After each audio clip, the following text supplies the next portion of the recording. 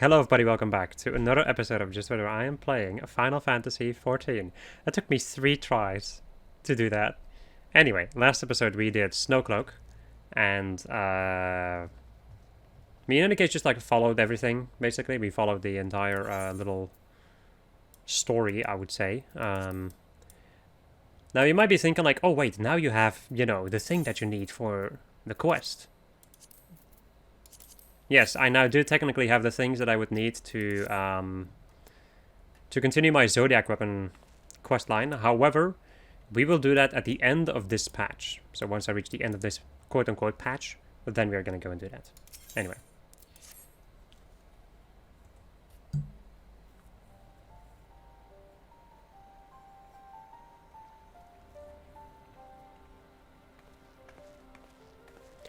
Antecedent, you come to us straight from the archives of Hearts for Temps.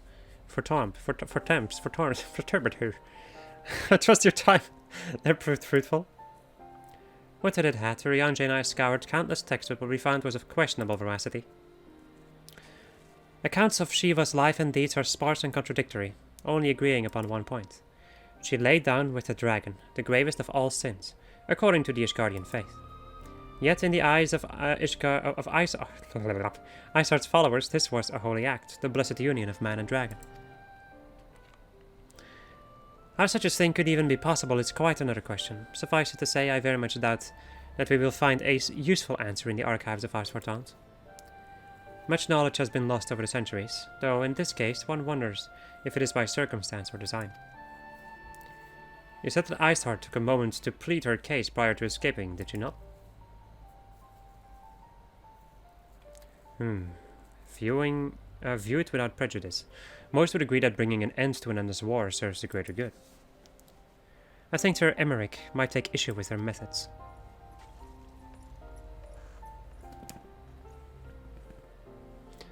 I do not care if few stragglers manage to escape. Until the sapper confirms that the tunnel is safe, the men are not to search it. Yes, Lord Commander.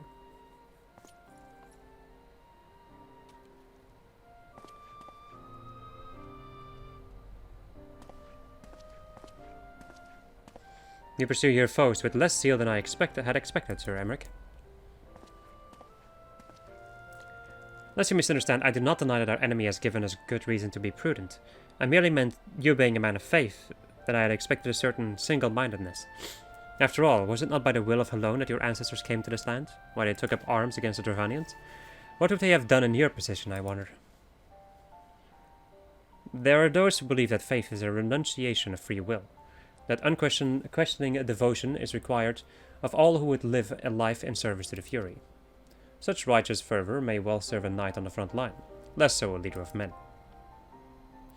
We are all at liberty to interpret the scriptures as we will. I choose to believe that the Fury would value the lives of her followers over the deaths of her enemies. But I would not presume to speak for the Knights of Eld. 'Twas a different time, nay, a different era. And scripture tells us only so much. What had it told us more? That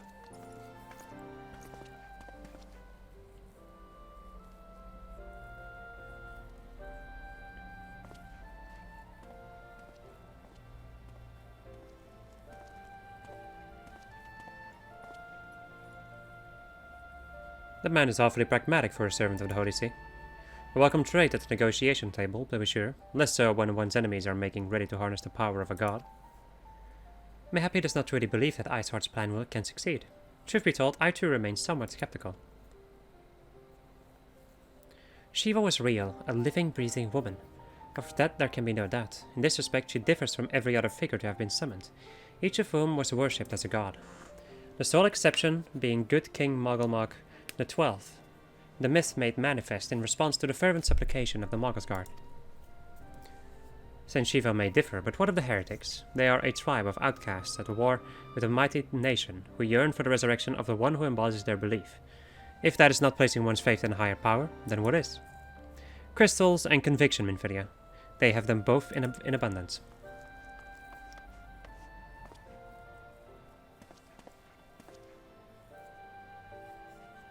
Can that truly be all that is required? My survey team has concluded a preliminary analysis of the aetheryte Isart used to escape. They believe that she teleported to another aetheryte somewhere not far to the west. Despite the apparent proximity of the second aetheryte, however, they have been wholly unable to detect its presence directly. Unless Isart has some means to mask its signal, I can only assume that she had it destroyed to prevent us from following her. Without the means to teleport as she did, we have no choice but to search for an alternative route. Most likely a tunnel, assuming one exists. Let us not give up on teleportation just yet. One of our colleagues in Shalian may be able to assist us. I pray that you are right. I dare not think how long it will take us to survey the entire tunnel system.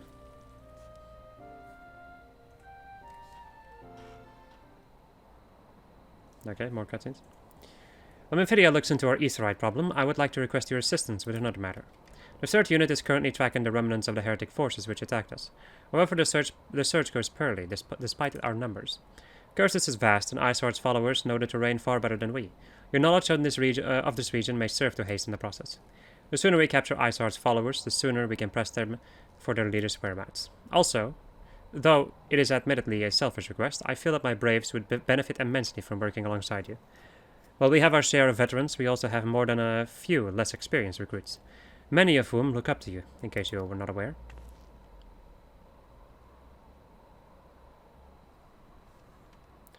Good, I knew you would understand. Yohase can apprise you of the details. When the task is complete, come and find me at the observatorium. Captain Ilbert and I are meeting there to discuss the latest developments in his investigation. The Temple Knight shall hold Snowcloak in our absence. Let us leave them to their work. Ours is more pressing.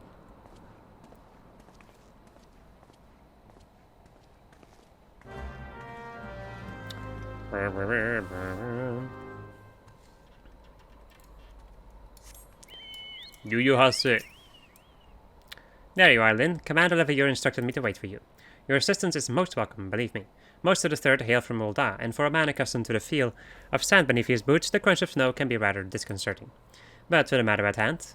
Nary a moment ago I received word that the heretics we seek have been spotted making for Danavan Pass. My braves are already in pursuit, and I should be grateful if you would join me. Them. I myself shall be taking part in the hunt. Never let it be said that I did not earn my coin.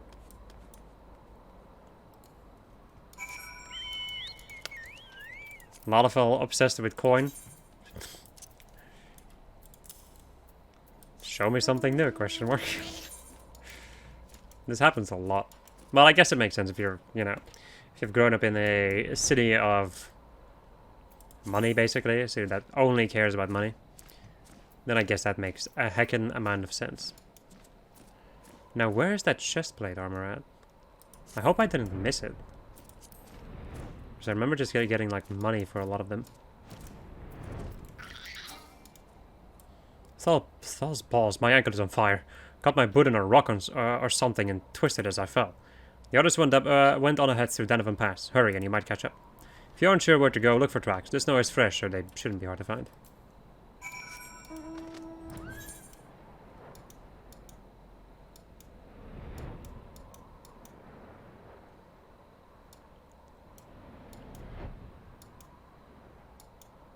It was not that long ago where I was still fishing everywhere. Catching all the fish in a realm reborn. That was quite a momentous task.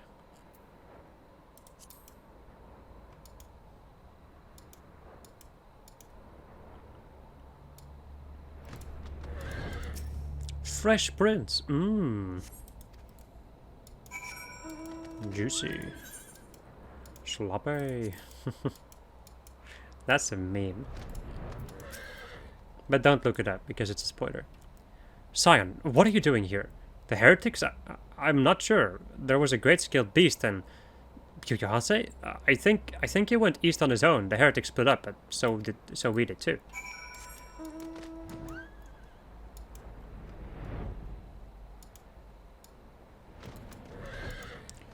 Yohase! Saddling blue coats! Again. Wow, it's annihilated. Excellent.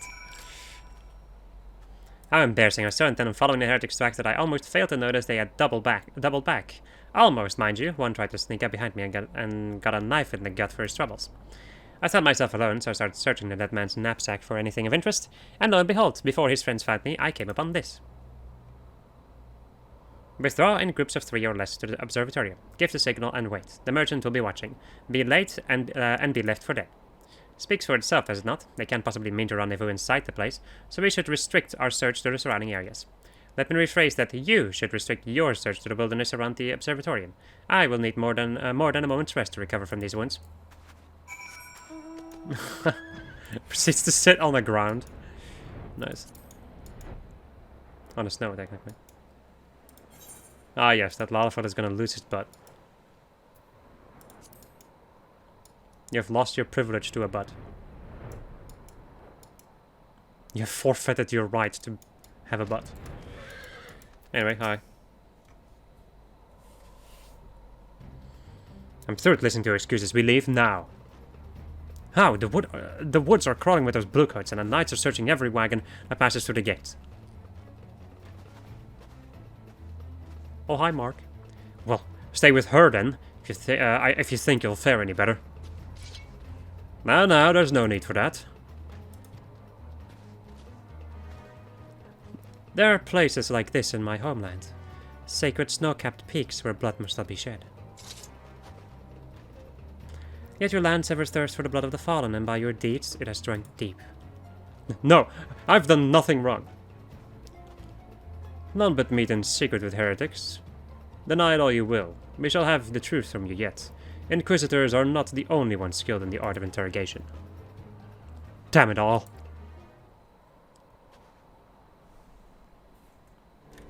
Oh, okay. Fancy meeting you here, Lynn. I presume your work with the Third brought you hither? What a tangled web. Lest you wonder, we came not for the heretics, but for the merchant who has been conspiring with them. He came to our attention during the course of our investigation into the Ivy. It beggars belief, I know. But it seems our favorite Guardian spy may have been providing assistance to Iceheart. Were it not for the efforts of Lady Yugiri and her shinobi, we might never have discovered this connection. Master Alphino is too kind. I fear my people and I have done little to aid your search for the spy. We long to strike back against the Empire, and weaken their influence in this land, to prevent the tragedy which befell Doma from reoccurring. The days ahead and the work they promise will require a very particular set of skills. Skills which I am fortunate enough to possess. If you will allow it, I would accompany you until the investigation is complete. That is a most generous offer, Lady Yuri, and one which I will gladly accept. Thank you, though I may disappear for a time, know that I shall never be far, and shall always be watching. A comforting thought. Come then, let us wait inside for Captain Ilbert to return and deliver his report.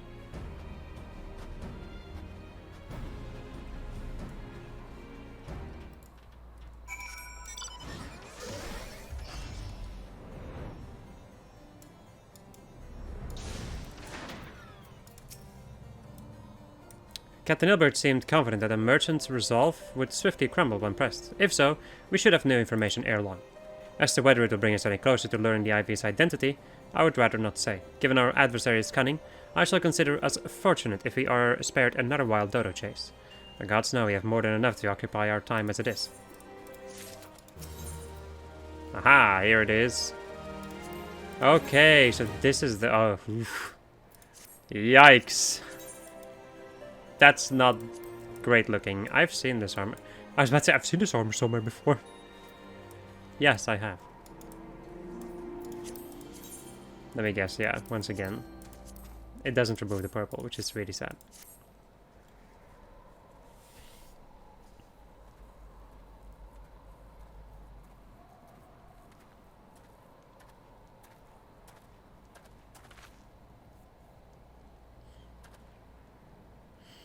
Captain Ilbert, your report, if you will. Aye, Commander. Firstly, with regard to the heretic. We captured. I regret to say that the man could tell us naught that we did not already know of Shiva. We have since handed them over to the Asgardian authorities. Henceforth, the Holy See will pursue the matter independently. Our inquiries concerning the Ivy, however, have proven more fruitful. We have ascertained the channel by which the heretics acquired their information on the shipment routes. Go on. You recall the flame we first identified as being in the Ivy's employ. From him we were able to trace a trail of conspirators, each taking us closer to his master. Alas, the trail came to an abrupt end. Fearing that the investigation had been compromised, we took the necessary step of detaining all suspected of conspiracy. There were 5 on our list, including a flame stationed at Revenant's Toll.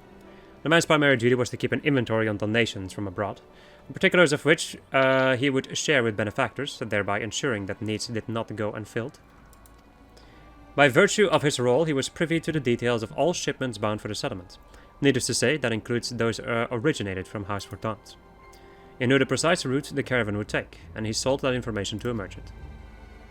I think I can guess which one. And another, with a little encouragement, he soon confessed to knowingly aiding and abetting the heretics. Well, that is one mystery solved at least, but what of the Ivy? Are we any closer to prizing off his mask? I dare say we are, Commander. Our relentless pursuit has forced him to commit a grave error. In a desperate bid to cover his tracks, the Ivy resorted to exercising certain administrative powers available only to high-ranking members of the Immortal Flames. If you consider then that our investigation is known to barely a handful of them, the field of suspects is greatly narrowed. You mean to say the Ancient is among Raban's innermost circle? Those who has been with him since the Immortal Flames establishment? That's the most plausible explanation. The infiltration likely occurred during the company's founding, with the groundwork of the act being laid beforehand. To slip into a position of authority unremarked and remain above suspicion all these years. I too was surprised. Though I really should not have been. Of the three grand companies, Ul'dah was ever the more vulnerable to infiltration. Both Lims, Alaminza, and Gridania had long-standing armed forces that lent themselves well to the formation of the Maelstrom and the Order of the Twin Adder. To all intents and purposes, it was the same people, loyal ones, mind, under the same leadership. Only the banner was different. Not so the Flames. Uldah's military was made up of disparate orders, most of which were glorified mercenary companies that answered only to their own paymasters. Hardly an ideal environment in which to establish something as high-minded as a grand company. The difficulties Raban faced when founding the Immortal Flames are well known. Even after he had convinced his fellow syndicate members to share the cost, there remained the small matter of finding enough bodies to fill the ranks. Indeed, and given the pressing nature of the Imperial threat, that meant recruiting every passing sellsword. Amidst the chaos of its founding, it would have been child's play to infiltrate the company. A good deal easier than now, yeah, aye. The Immortal Flames have ever been caught between conflicting interests, the public and the private. Though the monetarist ultimately agreed to support the organization's founding, it was not out of charity that they did so, but simple self-preservation.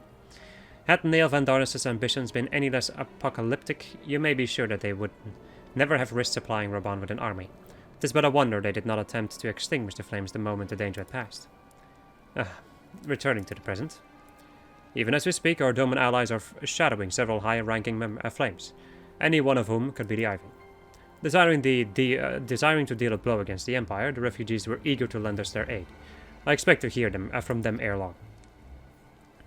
Very good. Pray continue your investigation with the first. Meanwhile, have the second attend to the unrest, and the third and the fourth can join in inspecting crystal shipments. If they notice anything unusual, I want to know about it. If Shiva is summoned in like manner to the other primals, the heretics will be looking for further supplies.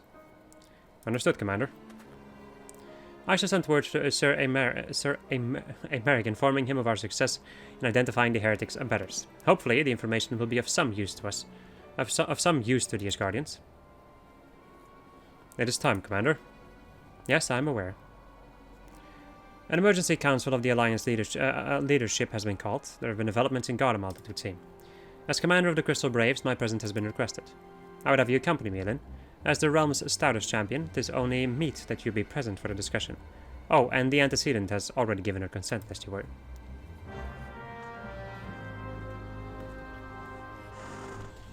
The Adventures of Commander Leveilleur. Like me, your dad is eager to conclude our business with Iceheart, but until another path to her sanctum is found, she will remain beyond our reach. Minfilia and the Archons are sparing no effort to secure an alternative route. Until such time as they succeed, I suggest we give some thought to the realm's other problems. I shall go ahead to Gridania in readiness for the coming council. Meet me at Nafakal's altar, and we shall make our way to the Lotus Stand together.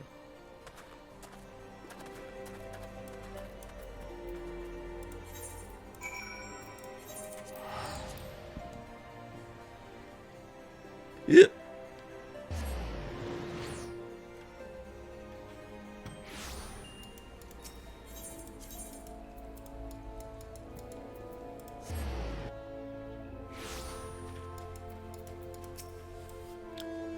My thanks for coming, Lyn. When you're ready, speak with the conjurer yonder. She will show us to the Lotus Stand. The Alliance leaders await you at the Lotus tent. Will you be joining them now? Yes.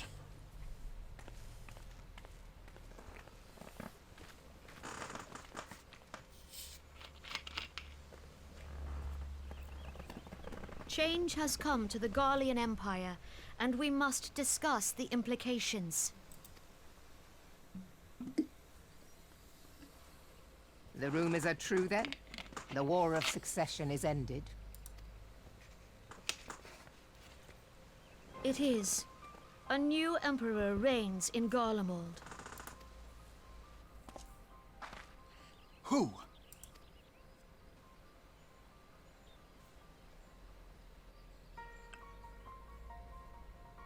The birth and all too rapid expansion of the Garlean Empire is commonly attributed to the strategic brilliance of Solus Zosgalvis, yet he did not rule alone.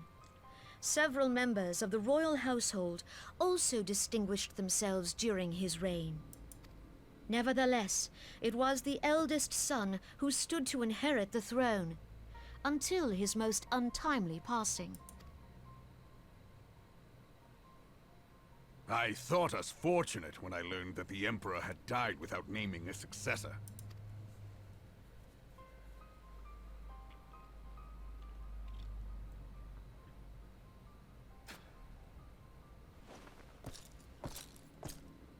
Would that the Garlean Empire had died with him.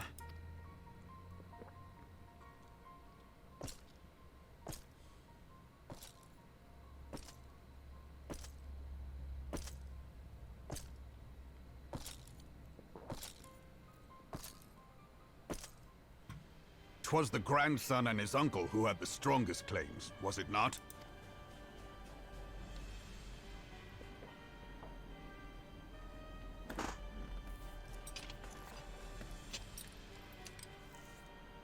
Indeed, yet claims count for little without the power to assert them.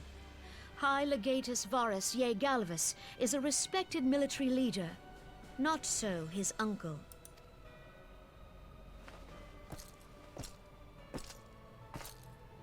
So young Varus has torn the crown from his uncle's grasp and taken his place at the head of the Empire.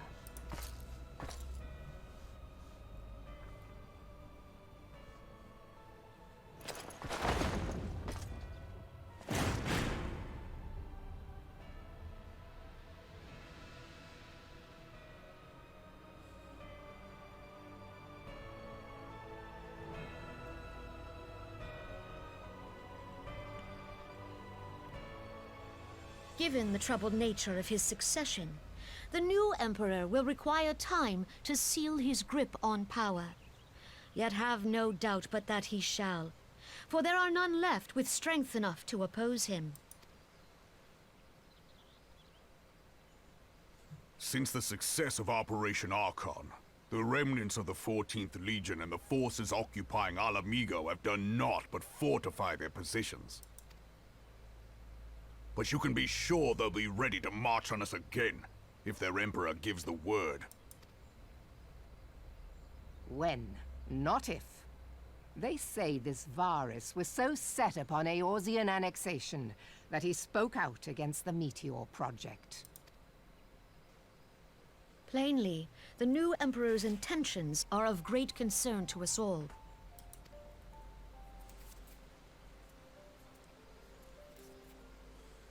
I propose that we set aside the Cartno dispute for the present, and discuss what measures the Alliance might take to prepare for a resumption of hostilities with Garlemald.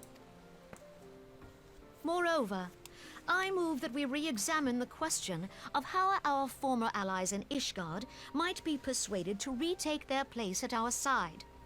Could Eorzea but stand as one, 'twould deal a grave blow to our enemies' ambitions.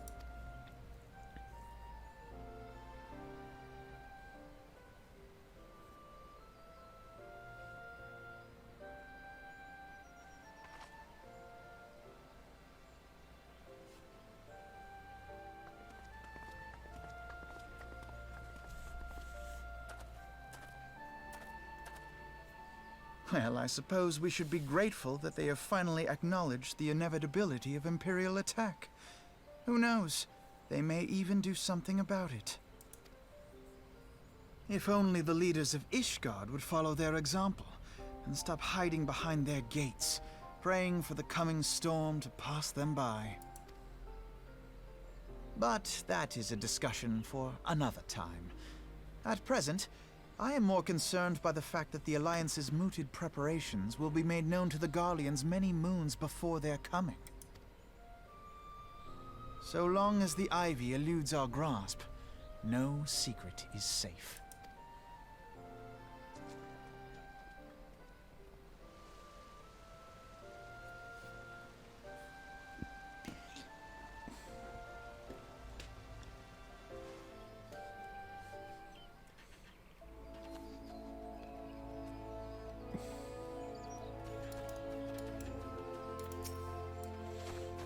It would not have escaped your notice. There we go. It would not have escaped your notice that the nations of Eorzea are no near to being of one purpose, despite their protestations to the contrary.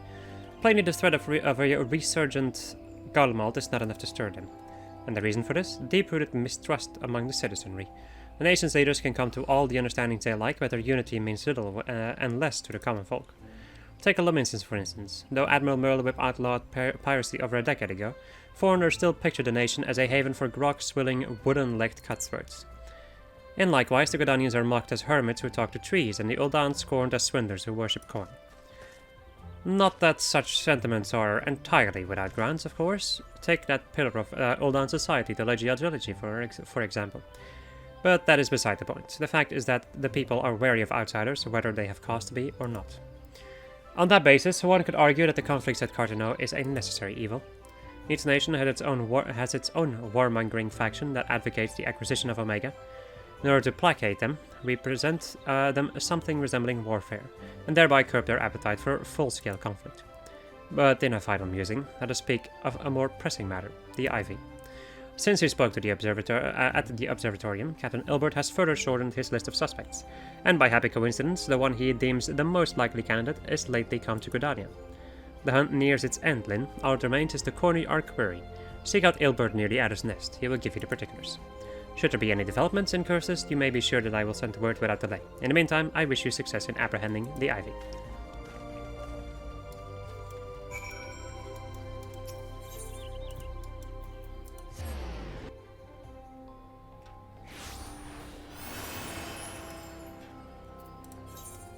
Good old Nugadurdidur.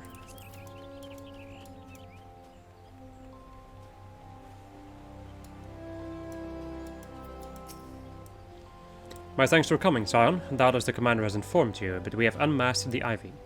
From this point on, we must proceed with extreme caution. Right, so none of these armor sets I like, so... At least none of them. And these are similar in their weirdness.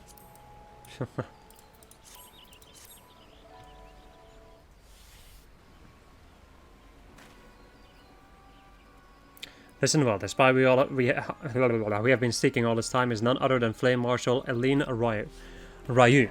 That's actually how you say her name, by the way. Roban's second in command. Prior to joining the Immortal Flame, she was a mercenary of no small renown. They say her skill with a polearm had to be seen to be believed. Of Ishgardian birth, she is the highest ranking foreigner in the Immortal Flames, barring the Flame General himself, of course. When he formed the Grand Companies, Roban chose people based on their worth. Whence they hailed was of no interest. Monotrist saw things differently, however. Having funded the enterprise, they reserved the right to reject candidates nominated for high-ranking positions. And it was no secret that they did not favor foreigners, Ishgardians especially after the way the Holy See forsook the Alliance. Yet the Monotrist did not raise so much as a murmur of protest when Ryu was appointed to her post. Passing strange, is it not? Could it be that the Ivy has some hold over the Monotrists?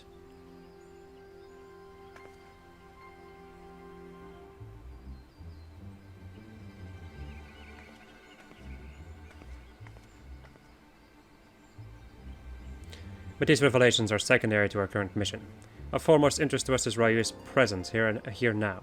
As you may be aware, it is the duty of the Flame Marshal to command the Immortal Flames in the absence of the Flame General. While Reborn attended the Council of Alliance Leaders, she should have remained in the Hall of Flames. The woman has no business being in Gridania, yet here she is nonetheless, on some pretense. She is up to something, mark my words. Even as you speak, I have a dozen men trawling the Flames' records for evidence of Royu's guilt, but if we can catch her red-handed, we shall have all the proof we need. Which brings me to the plan. I have people watching the city gates, the airship landing, and the docks, every point of egress. She cannot leave without our knowledge. All that remains is to shadow her until she betrays her true purpose. Can I rely upon your eyes, Scion?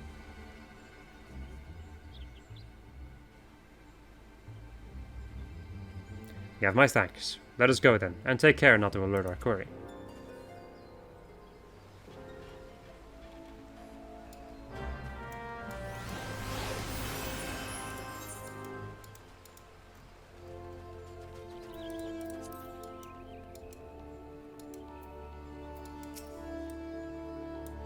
Royu is headed in the direction of the Blue Badger Gate. With me, Scion.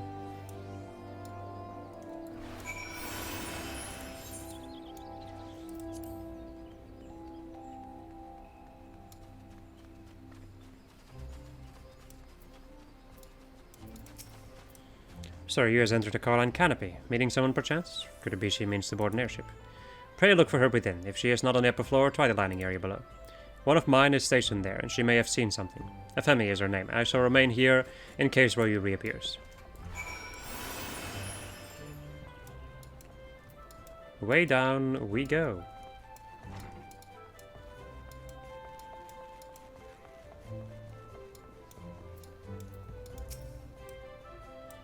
Linda, they are such an unexpected pleasure. What brings you here? A social visit, you say? How pleasant. No, she didn't come this way. I've noted every passenger and none bore any resemblance. Well, don't let me keep you.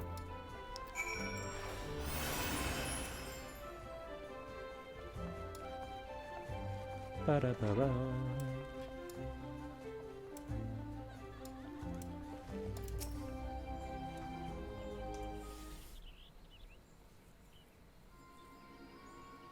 Nowhere to be seen, you say, and you are sure she did not board an airship? She did not come back out either. Where in the seven hells could she have gone? The roost! How could I forget? Greetings, good sir. Might I interest you in some Muntoy tonic?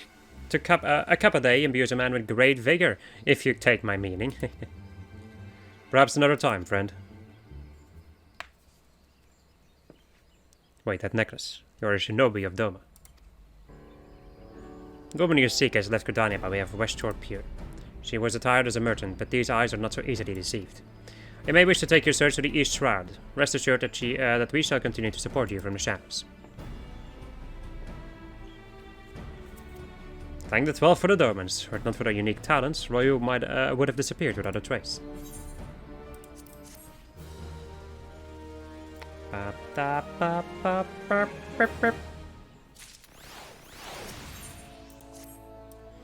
Our hunt leads us to the East Shroud, Scion. I suggest we follow Royu's example and take the ferry from Westward Pier.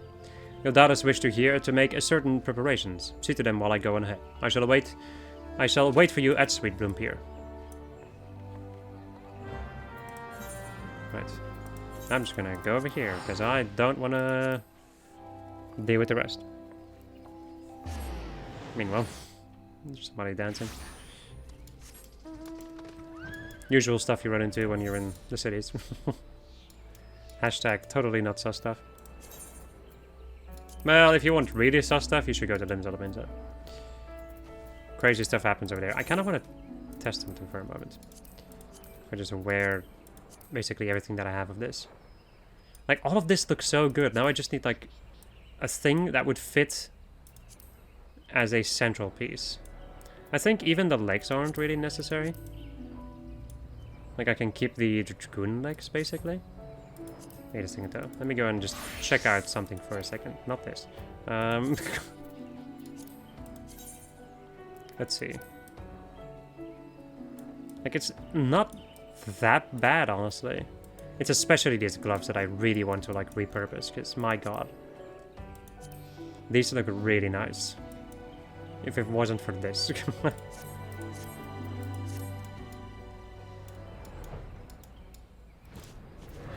Anyway, back to Borg. Birdie dirty.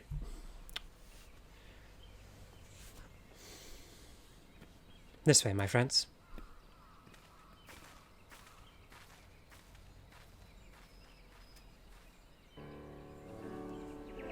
Your query makes for the Hearthstone hut. If Ryu is truly the one we seek, we can expect that she means to take contact with her guardian masters there. An explanation is in order. You are no doubt aware that the Guardians have their own method of communicating over great distances. Well, our ingenious friends at Garland Ironworks have provided us with devices which disrupt these communications, and we've installed them around the city-states. In so doing, we have made it difficult for Imperial agents to correspond with their masters. With their masters? Ryu would thus have no choice but to rendezvous with her Imperial contact directly. Yet, as a well-known face in the Immortal Flames, she cannot move about Thanalan without being recognized. It would only be a matter of time before someone saw through her disguise. It is for this reason, I believe, that she has chosen the Black Shroud for her clandestine meeting. The Edison are a common sight here, and her comings and goings are not like to turn any heads. As my scouts tell me, the Guardians have sent agents with a mind to destroy the devices and render such direct contact unnecessary. Fortunately, our shinobi have thus far been successful in rebuffing their efforts. This is it. I did the thing for a second. What he meant with that. This is it. We need only make for Hearthstone's hut and catch Ryu in the act.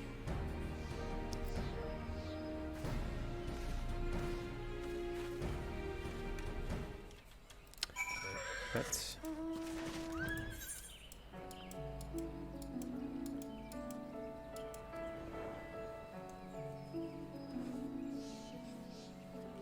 Ryu. It's a name and a half, though. How far am I with the Amalja again? Ooh, I'm actually really close to the Amalja. Good. Excellent. My people reported our quarry has departed for the Bramble Patch. Navi returns to the Norls when she came, but perhaps it is it is all for the better. To convict someone of her standing would require damning evidence against her. What can be better than to catch her in the act when she meets with her guardian masters? My countrymen and I shall lie in wait in the shadows. Tread warily, my friends.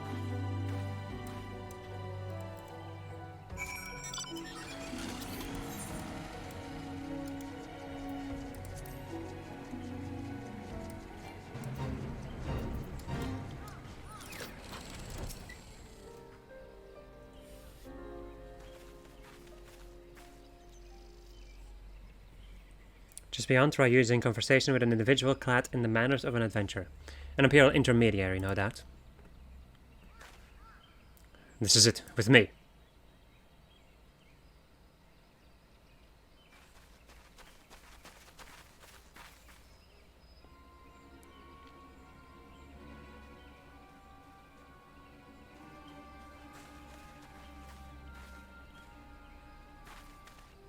Flame Marshal Eileen Ryu, you are under arrest for treason and espionage. You are followed, you bloody fool.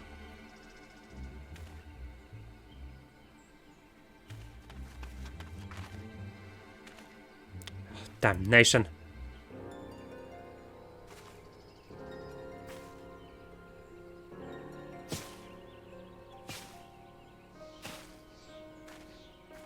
The 3-point landings.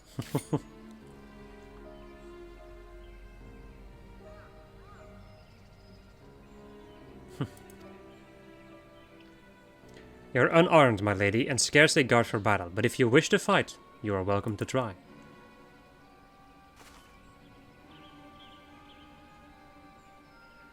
What is the meaning of this, Captain? Would you arrest me for strolling in a Twelswood? When last I looked, that was no crime, and neither was conversing with passing strangers.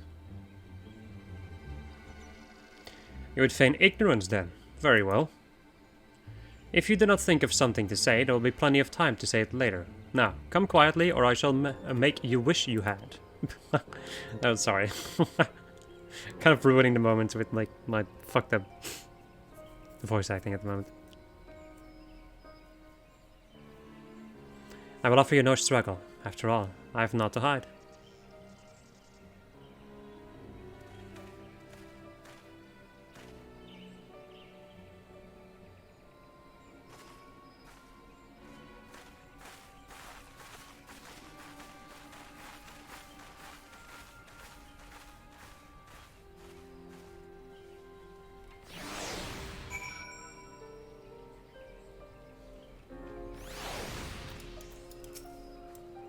Even the warriors Ryu's renown could not have hoped to escape by force.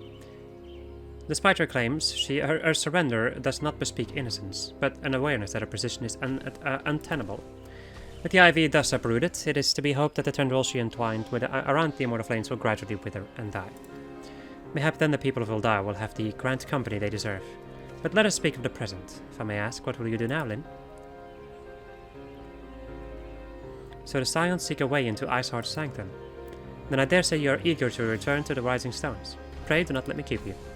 Fear not, my countrymen and I shall tend to the aftermath. You need not waste your talents here. And speaking of talents, you have been training in the art of the shinobi, have you not? A change in your bearing is quite evident, to me at least. I look forward to seeing you in action. Until next time, my friend. That's actually really nice that she has something to say about you having... like you being a ninja.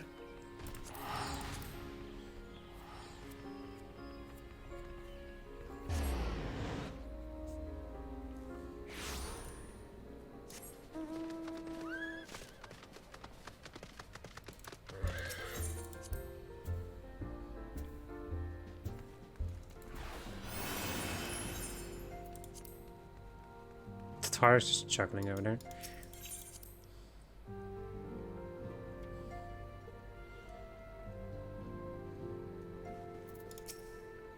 Welcome back, Lyn. I understand that Alphino had a task for you. May I ask what it was? Charged of treason and espionage against Elin Ryu. I can scarce believe it. Could there not have been some manner of misunderstanding? No, it avails us not to dwell on it. Whatever the truth may be, we must trust to the authorities to uncover it. Let us speak of another matter. I am pleased to report that we have made progress in our efforts to find a way into Iceheart's sanctum.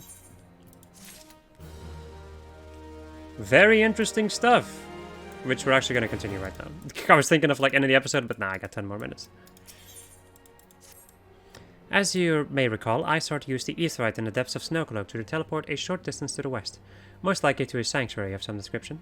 It is there that we suspect she means to summon Shiva using the crystal she stole from the House Fortom's caravan. The heretics believe that they are bringing about the second coming of their patron saint. But if as we suspect, they mean to hold a summoning ritual of the kind employed by the beast tribes, it seems likely that the results will be something more akin to a primal. Suffice it to say, they must be stopped, and stop them we shall. But first, we must surmount the obstacle that Iceheart has placed in our path. Ordinarily, it would be a simple matter to tap into the established Aethernet and thereby follow our query. However, despite our best efforts, we have been unable to ascertain the position of the Aetherite to which she teleported. Our prevailing theory is that she destroyed the second Aetherite upon arrival. A reckless, desperate measure, but also an effective one. After discussing the matter at length with Oriange, we have concluded that we lack the expertise to develop a solution. Which is why we have called upon the aid of one who does possess such expertise. A colleague of ours who is currently en route to Revenant's Toll from Charlian. She should be arriving within the hour, in fact. Since you are here, mayhap we could welcome her together. I'm certain she would appreciate a gesture. Let us make our way to the northern gates and await her coming.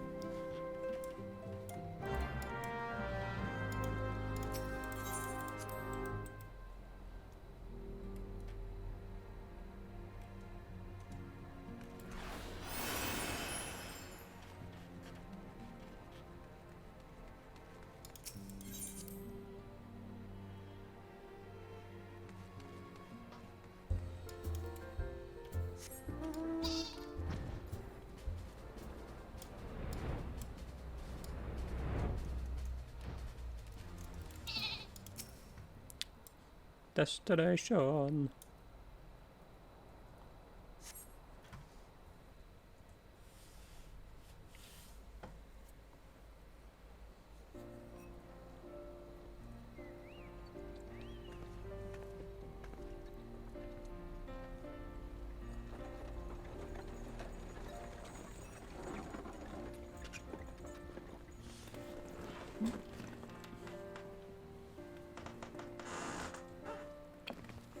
You ready to meet one of my favorite characters from this game? It's this Makote! No.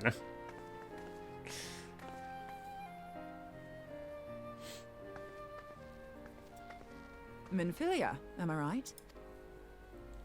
None other. I bid you welcome to Revenant's Toll, and thank you for traveling so far on such short notice. As if I could ever say no to Urianger. Moonbreeder is an accomplished Sharlayan scholar and an authority on aetherite technologies. She has played an invaluable role in our search for a means to capture Ascian souls. Charmed, I'm sure.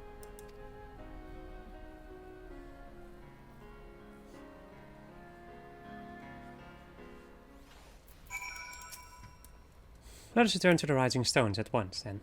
We have much to discuss. Moonbreeder!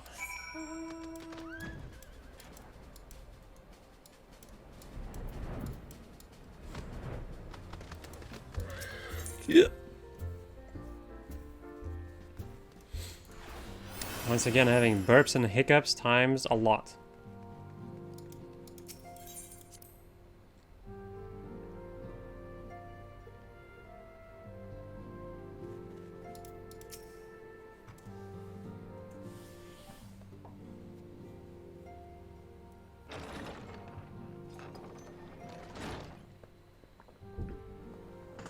Moon!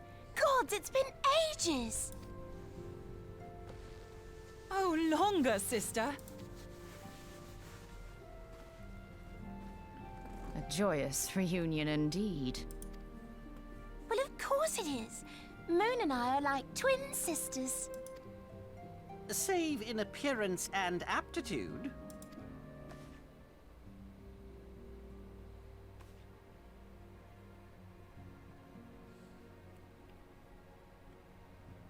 Everyone, if I could have your attention.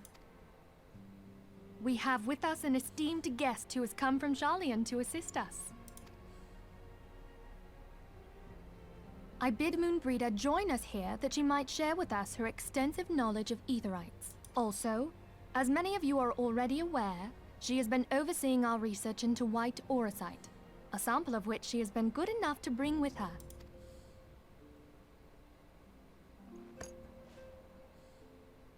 Well, I had to come, didn't I? You'd have to be bloody daft to turn your nose up at a chance like this. Where better to conduct my final tests than a land so steeped in ether you can taste it? 'Tis plain the passage of the years hath done little to dampen thy youthful spirits. And nothing at all to reform thy youthful manner.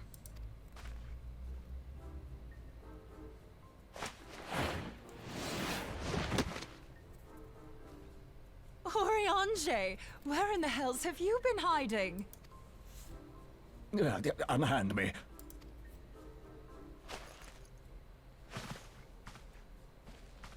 I come all this way, and that's what you have to say to me. I much preferred when you were pleading with me to drop everything and hurry to your side. What was it you said? None save thee can satisfy this need. Go on. I love this scene so much. Urianger is horrified. Artless attempts to misrepresent mine all too innocent motives do thee little credit.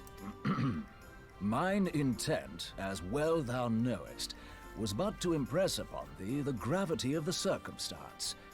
Lest thou doubt, a deiform entity shall shortly be summoned, save if thou and no other grantest my compeers thine aid. You still haven't found it, then? Your missing aetherite? We have not. No. I'm sorry, the way that she looks right now, she just looks like a robot. We know that Iceheart teleported to an aetherite not far from the first. Yet even after careful analysis, we could not locate the second beacon. We now suspect that the heretics destroyed the second aetherite to impede our pursuit. Our allies continue to scour Snowcloak for Iceheart's sanctuary, but we have no guarantee that they will find it. Yet it must be found, for even now Iceheart prepares to call upon Saint Shiva. I'm sorry, but if the aetherite's been destroyed, then that's that. Although, you're absolutely sure she used the first aetherite, are you? She didn't just use teleportation magics? One of our own bore witness to her escape. I can say with absolute certainty that Iceheart used the aetherite.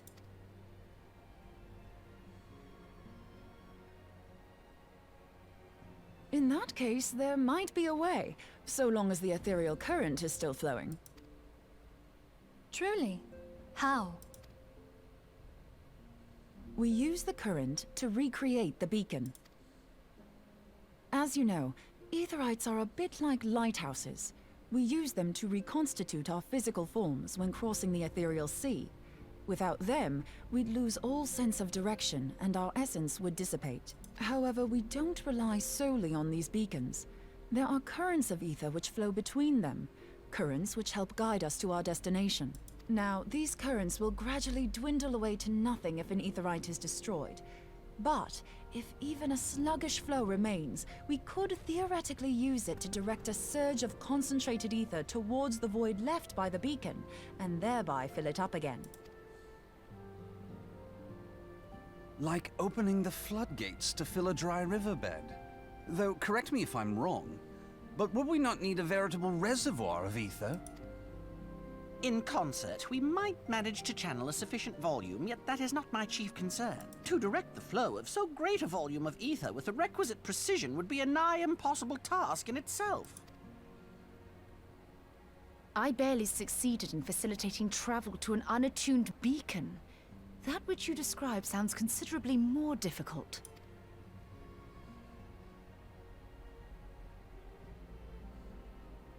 And dangerous. Every person who has attempted to teleport in this fashion has died in the process. They, however, did not have wide aura sight at their disposal. I can use it to channel all the ether you can give me into the Aetherite. However, White Aura Sight cannot retain ether for an extended period of time, so we would need to infuse it immediately beforehand. Just so you know, I'd confidently give this plan better than even odds of success. And if the worst comes to worst, your people won't suffer. Though it risked the lives of our best and brightest, we have not the time to seek other options. If the ethereal current still flows, we shall carry out Moonbreeder's plan. That's the spirit. Let's roll the dice.